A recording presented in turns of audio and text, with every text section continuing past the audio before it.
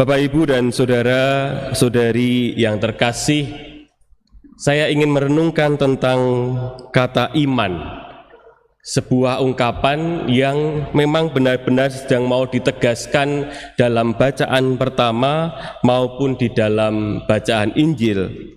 Ketika saya bertanya kepada umat dalam beberapa pertemuan tentang apa artinya iman, ada begitu banyak jawaban, tetapi jawaban yang paling sering muncul itu adalah iman adalah tanggapan atas wahyu Allah yang menyatakan diri.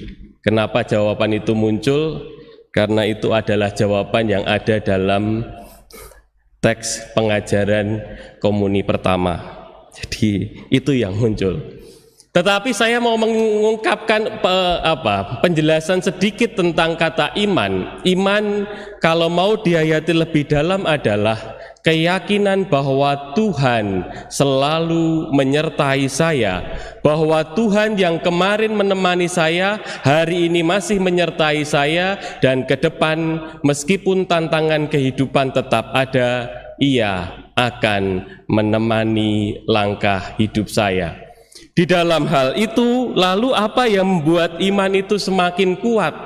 Iman menjadi semakin kuat ketika orang mampu mengalami dan merasakan penyertaan Tuhan, mengalami dan merasakan penyertaan Tuhan. Kenapa juga harus merasakan, Romo? Karena ada begitu banyak orang yang meskipun sudah mengalami berkat Tuhan, tetapi tidak pernah menjadikannya sebagai ya benar. Hidup saya itu bersama dengan Tuhan. Ya benar, kalau saya sampai pada hidup saya saat ini bukan hanya perjuangan saya, tetapi saya berjuang bersama dengan Tuhan. Maka dalam hal ini penting bagi kita untuk memiliki waktu hening, penting bagi kita untuk memiliki saat-saat kita mengatakan syukur. Tuhan, Engkau menyertai saya. Dan yang kemudian saya mau mengatakan, seperti saya katakan di awal tadi, bagaimana kita mewariskan iman ini kepada generasi berikut. Salah satu yang perlu kita ungkapkan adalah apa yang saya sebut sebagai memori tentang kebaikan Tuhan. Pengalaman-pengalaman indah di dalam kehidupan kita, di mana kita mengalami Tuhan menyertai kehidupan saya. Apakah penyertaan Tuhan itu sama sekali berarti hidup saya gampang dan enteng? Tidak.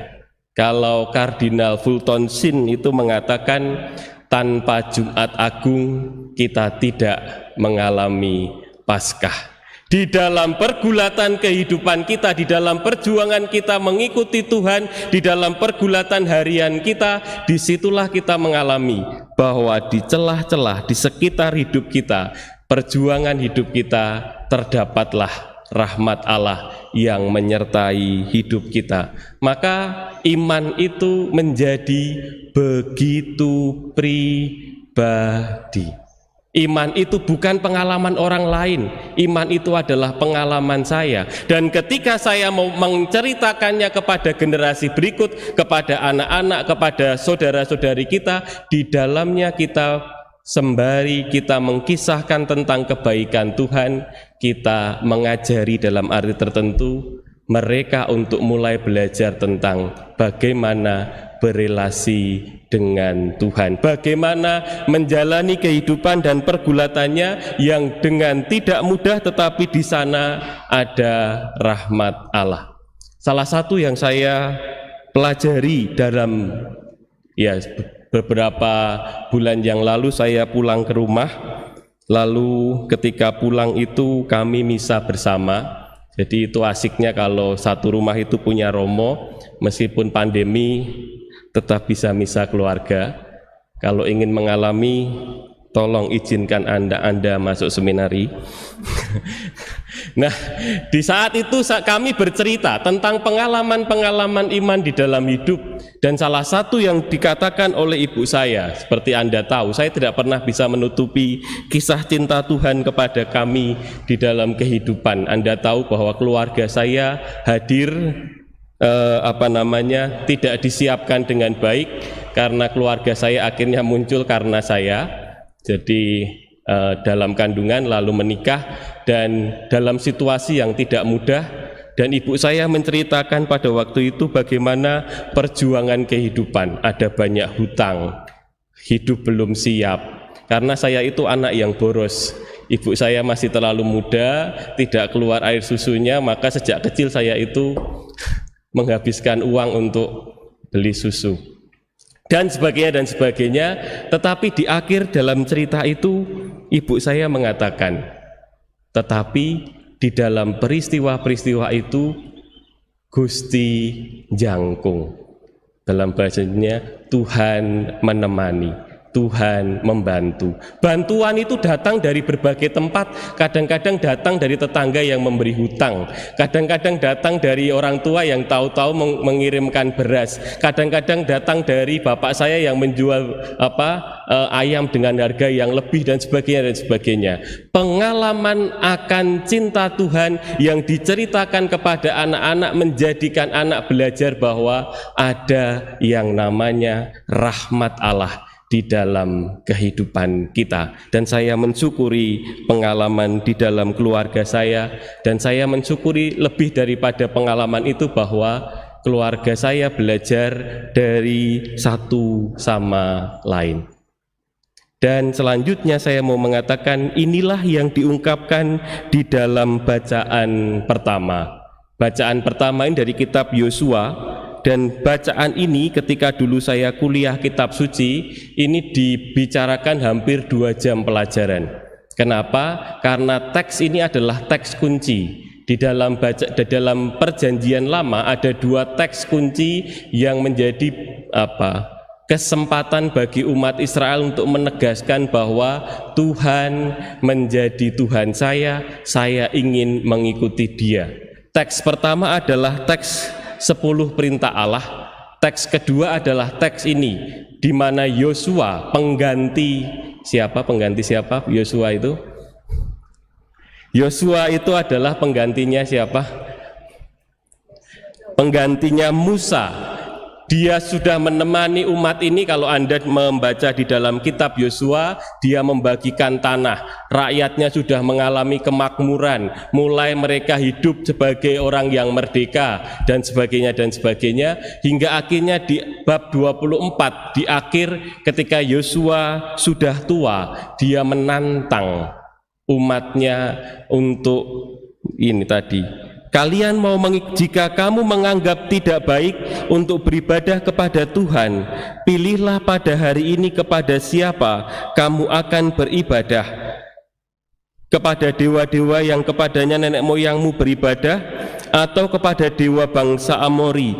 Tetapi aku dan seisi rumahku, kami akan beribadah kepada Tuhan. Ungkapan ini dimulai, sayangnya teks yang kita baca hari ini memang hanya beberapa, tapi kalau mau membaca teks panjangnya, Yosua akan menceritakan dulu loh, kita itu pernah hidup di Mesir, di sana kita dikuyok itu bahasa Indonesianya apa? Kita itu ditindas oleh orang Mesir, kita mengalami saat-saat susah. Lalu kita bersama dengan Musa yang diutus Tuhan, dia itu penolong bagi kita. Lalu selanjutnya perjalanan di 40 tahun di padang gurun, ia mengirimkan kepada kita mana dan burung puyuh untuk memberikan kita makanan. Lihat, ada begitu banyak kasih Tuhan bagi kita. Hari ini kamu mau mencintai Dia atau tidak? Menegaskan kembali iman, menegaskan kembali keyakinan bahwa Tuhan menyertai kita di dalam kehidupan kita menjadi penting. Juga di dalam keluarga-keluarga, menceritakan tentang memori kebaikan Tuhan untuk membantu mereka bertumbuh di dalam iman. Demikianlah kita memahami. Lalu ungkapan tadi, kecaplah betapa sedapnya Tuhan, kecaplah betapa sedapnya Tuhan. Ungkapan yang mengatakan bahwa jangan biarkan iman itu hanya dialami oleh orang lain. Mari kita belajar dan mengajari keluarga kita supaya iman itu dikecap, dirasakan sendiri-sendiri. Di awal saya mengatakan bahwa iman akhirnya adalah pengalaman yang sangat personal, bahwa iman adalah pengalaman yang sangat personal. Setiap pribadi mengalaminya masing-masing. Demikianlah di dalam bacaan Injil, Yesus pun menantang para muridnya untuk mengikuti Dia. Para murid yang begitu kagum ketika Yesus memberikan makan kepada 5.000 orang dengan masih sisa itu, akhirnya mengatakan tentang roti hidup yang akan membuatmu tidak lapar lagi, yang menunjukkan tentang satu hal, yaitu bahwa Tuhan akan menyertai kamu. Jangan hanya memikirkan tentang yang kedagingan. Tadi dikatakan tentang bahwa rohlah yang memberi hidup, daging tidak berguna. Yang mengungkapkan bahwa lebih daripada mendapatkan roti, makanan saat ini, dapatkanlah kekuatan batin yang memampukan kamu untuk terus melewati masa-masa sulit. Tidak punya roti yang berjuang, tidak punya kemudahan yang mencari dengan cara-cara yang kita upayakan. Ada semangat juang di dalam diri kita yang lahir bahwa dari keyakinan bahwa yakin kalau saya diberi berkat oleh Tuhan, saya bisa menghadapi situasi-situasi sulit hidup saya. Maka di sini ungkapan sederhananya adalah, lalu iman yang dialami secara pribadi itu tidak menjadikan orang menjadi pribadi-pribadi yang memble. Memble itu bahasa Indonesianya apalagi? Lemah. Pribadi-pribadi yang tidak tahan banting, tetapi pribadi yang yakin saya itu siap, saya itu bisa menghadapi pengalaman sulit, yakin bahwa Tuhan yang menyertai saya, menguatkan langkah hidup saya. Akhirnya di dalam perjuangan itu, di dalam rasa bangga atas pribadi yang mengikuti Tuhan, di dalam keyakinan bahwa Tuhan akan menyertai saya itu, muncullah apa yang disebut sebagai harga diri. Saya adalah pribadi yang terberkati, saya siap untuk menghadapi perjuangan kehidupan saya. Maka ajaran-ajaran Tuhan menjadi begitu bisa hidup subur di dalam seorang pribadi yang seperti itu. Apa yang namanya kesetiaan yang harus diperjuangkan, apa yang namanya kejujuran yang harus diperjuangkan, apa yang namanya persahabatan yang perlu diperjuangkan dengan berbagai cara, apa yang namanya macam-macam. Begitu banyak kebaikan-kebaikan, nilai-nilai baik yang terus-menerus bisa kita upayakan ketika kita menjadi pribadi yang tidak membeli, tetapi pribadi yang secara pribadi yakin Tuhan menemani kehidupan saya. Maka kalau mau merenungkan malam-malam, lagu itu bagus sebenarnya. Kecaplah betapa sedapnya Tuhan, kecaplah betapa sedapnya Tuhan. Semoga kita semua mengalami Tuhan di dalam kehidupan kita dan mampu menceritakannya kepada generasi berikut, sembari setiap kali, setiap hari, setiap saat kita masih terus menuliskan kisah kita bersama dengan Tuhan. Tadi malam saya nonton film bersama dengan Pinto dan Mas Wisnu, dan satu ungkapan bagus yang kami dapatkan di film itu adalah ungkapan ini sebagai penutup dari renungan saya. Semua orang pasti mati, tetapi tidak semua orang pernah benar-benar hidup. Semoga Tuhan hidup dalam kisah kita, di dalam kehidupan kita. Kita hening sejenak.